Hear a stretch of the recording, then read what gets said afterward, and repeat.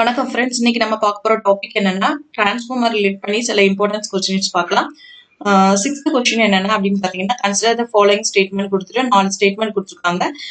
From above the correct answer இஸ்ன்னு சொல்லிட்டு 4 option கொடுத்துருக்காங்க. ஸோ ஃபர்ஸ்ட் வந்து இந்த ஸ்டேட்மெண்ட்ல எதெல்லாம் கரெக்ட் அப்படிங்கிறத நம்ம செக் பண்ணி பார்க்கலாம்.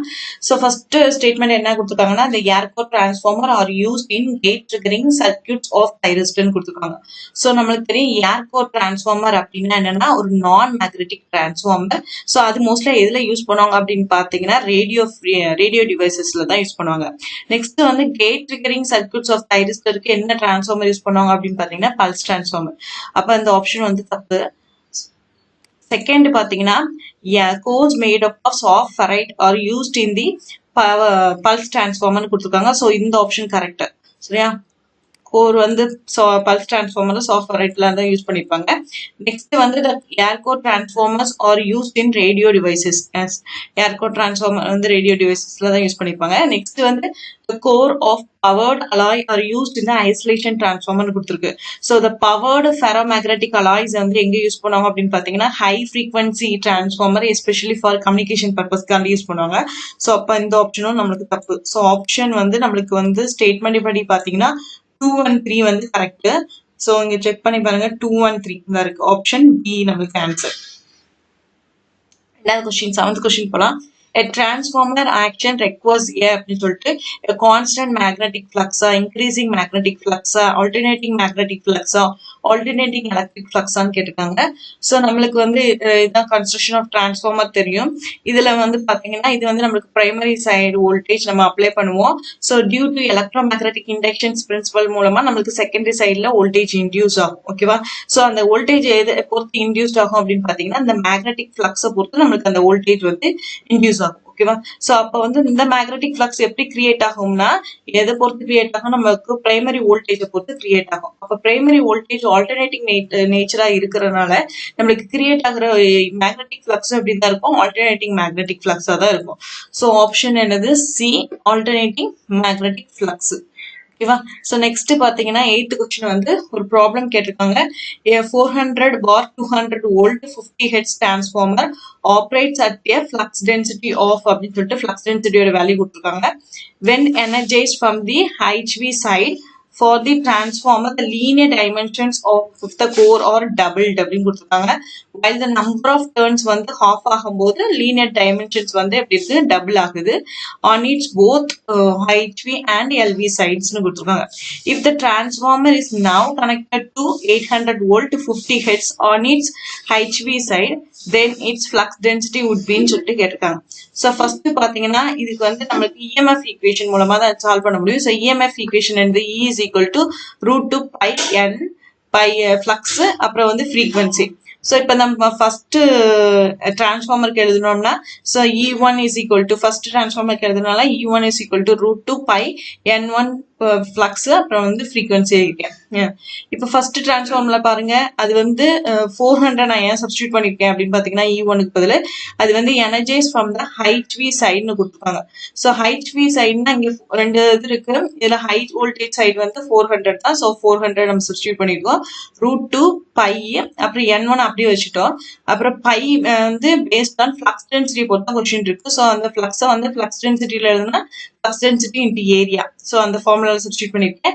நெக்ஸ்ட் ஃப்ரீக்வன்சி அவங்க என்னன்னு கொடுத்துருக்காங்க அப்படின்னு பாத்தீங்கன்னா 50 கொடுத்துருக்காங்க. ஸோ அந்த 50 சப்ஸ்டியூட் பண்ணிருக்கேன். ஓகேவா? ஸோ இது வந்து ஃபர்ஸ்ட் ஈக்குவேஷனா கன்சிடர் பண்ணிக்கோங்க. நெக்ஸ்ட் வந்து இதுல வந்து நம்ம என்ன செய்யறோம் அப்படின்னு பாத்தீங்கன்னா இதுல கோர் டைமென்ஷன்ஸ் வந்து linear dimension of the core வந்து நமக்கு டபுள் அப்படின்னு கொடுத்துருக்காங்க. ஸோ அதனால வந்து லீனியர் டைமென்ஷன் அப்படின்னா என்ன, ஏரியா தான் இருக்கு. ஸோ ஏரியாக்குள்ள ஃபார்முலா சப்ஸ்டியூட் பண்ணிருக்கேன். ஏரியாக்குள்ள ஃபார்முலா என்ன, πr² ஃபார்முலா. ஸோ அந்த ஃபார்முலா சப்ஸ்டியூட் பண்ணி அதை வந்து ஃபர்ஸ்ட் ஈக்குவேஷனை கன்சிடர் பண்ணிட்டேன். ரெண்டாவது ஈக்குவேஷனுக்கு வந்து E2 நான் மென்ஷன் பண்ணிருக்கேன். E2 is equal to √2 pi n2 pi max fன்னு வச்சாச்சு.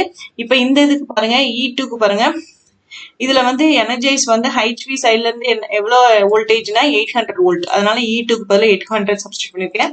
அந்த √2 pi n2 க்கு பதிலா எப்படி சப்ஸ்டிட்யூட் பண்ணலாம்னா while the number of turns are half னு கொடுத்துருக்காங்க. ஸோ முதல்ல இருந்த டர்ன்ஸோட இப்போ நம்பர் ஆஃப் டர்ன்ஸ் என்ன ஆயிருக்கு ஹாஃப் ஆயிருக்கு. ஸோ அதனால n1 டிவைடட் பை 2 ஆக்கியாச்சு. நெக்ஸ்ட் இந்த ஃப்ளக்ஸ்க்கு வந்து based on flux density into area formula போட்டா ஃப்ளக்ஸ் டென்சிட்டி இன்டு ஏரியா. ஏரியாக்கு பாருங்க இதுல வந்து linear dimension of the core வந்து எப்படி இருக்கான் டபுள்டா இருக்கான். ஸோ அதனால ஆர் வந்து நம்மளுக்கு டபுள் ஆயிட்டு. ஸோ 2r லீனியர் டைமென்ஷன் நம்ம டபுள் ஆக்கியாச்சு. சரியா 2r த ஹோல் ஸ்கொயர்னு ஆக்கியாச்சு.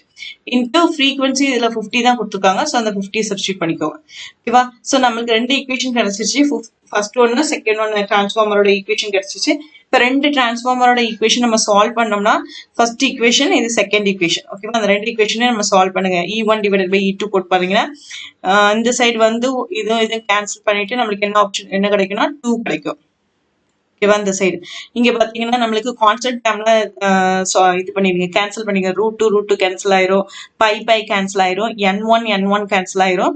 நெக்ஸ்ட் இங்க b1 இருக்கும் இங்க b2 இருக்கும். ஓகே. இங்க பை ஸ்கொயர் கேன்சல் ஆயிரும். r ஸ்கொயர் கேன்சல் ஆகி இங்க என்ன இருக்கும்னா 4 மட்டும் இருக்கும். ஓகேவா. இங்க 50 கேன்சல் ஆயிரும். ஓகேவா. சோ அப்ப இந்த சைடு வந்து ஜஸ்ட் இது எல்லாமே கேன்சல் ஆயிரும். இதெல்லாம் கேன்சல் ஆயிரும். இங்க எல்லாமே கேன்சல் ஆயிரும். இங்கேயும் பாத்தீங்கன்னா இது எல்லாமே கேன்சல் ஆயிரும். இந்த √2 மட்டும் இருக்கும் இங்க இருக்கும். அதே மாதிரி இது எல்லாமே கேன்சல் ஆயிரும். ஓகேவா. சோ இந்த 2வும் இந்த 4ம் நம்ம கேன்சல் பண்ணோம்னா என்ன கிடைக்கும் இந்த சைடு 2 கிடைக்கும். ஓகேவா.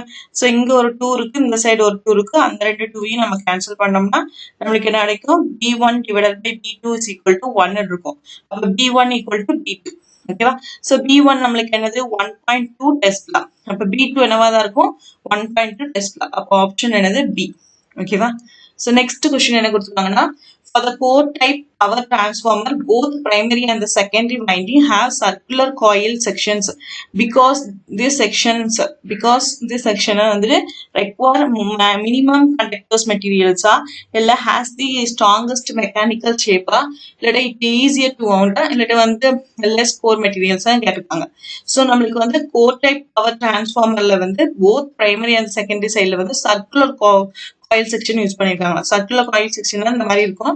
சோ இந்த சர்க்குலர் காயில் செக்ஷன் எதுக்காண்டி யூஸ் பண்ணுவாங்க அப்படின்னு பாத்தீங்கன்னா மெக்கானிக்கல் ஸ்டேப் வந்து ஸ்ட்ராங்கஸ்டா இருக்கணும். மெக்கானிக்கல் இது வந்து ஓகேவா. சோ அப்ப பாத்தீங்கன்னா ஆப்ஷன் நம்மளுக்கு வந்து பி தான் correct. Has the strongest mechanical shape. So option B. So next question பாத்தீங்கன்னா in the single phase transformer with subscript 1 and 2 for primary and the secondary winding கொடுத்துட்டு ஈக்குவேஷன் ஃபார்மட்ல கொடுத்துருக்காங்க. ஓகேவா. சோ நம்மளுக்கு பாத்தீங்கன்னா இது வந்து எப்படி ரிலேஷன்ஷிப் ஆயிருக்குன்னா வோல்டேஜும் நம்பர் ஆஃப் டர்ன்ஸ் ரிலேட் பண்ணிருக்காங்க. அந்த மாதிரி வந்துட்டு current number of turns relate பண்ணிருக்காங்க. சோ இந்த மாதிரி ரிலேட் பண்றது வந்து நமக்கு டிரான்ஸ்ஃபர்மேஷன் ரேஷியோ மூலமா தான் வரும். ஓகேவா. சோ அதனால அந்த டிரான்ஸ்ஃபர்மேஷன் ரேஷியோஸ் பாத்தீங்கன்னா trans ratio of transformer. So அதுல பாத்தீங்கன்னா நம்மளுக்கு n1 divided by n2 is equal to so number of turns divided by அப்புறம் number of turns வந்து directly proportional to எதுக்கு இருக்கும் voltage and inversely proportional to எதுக்கு இருக்கும் current. ஓகேவா. சோ அப்ப இந்த equation பேஸ் பண்ணி தான் இருக்கு. சோ இதுல செக் பண்ணி பாருங்க. n1 into e2 இது v2 ன்னு இருக்கு. சோ e2 ன்னு எடுத்துக்கோங்க. இது இந்த சைடு கொண்டு போறீங்க இது இந்த சைடு கொண்டு போறீங்க. n1 into e2.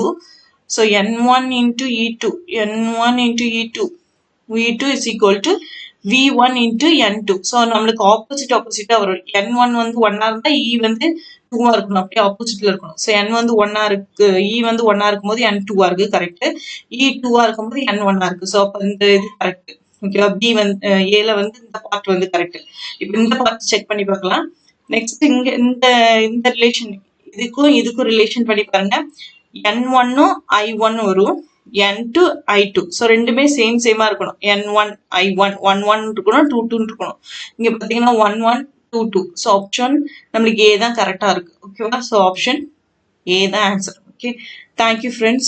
என்னோட வீடியோ உங்களுக்கு பிடிச்சிருந்துச்சுன்னா கண்டிப்பா லைக் பண்ணுங்க, ஷேர் பண்ணுங்க, உங்களோட வியூஸ் வந்து கமெண்ட் பண்ணுங்க, மறக்காம சப்ஸ்கிரைப் பண்ணுங்க. Thank you friends.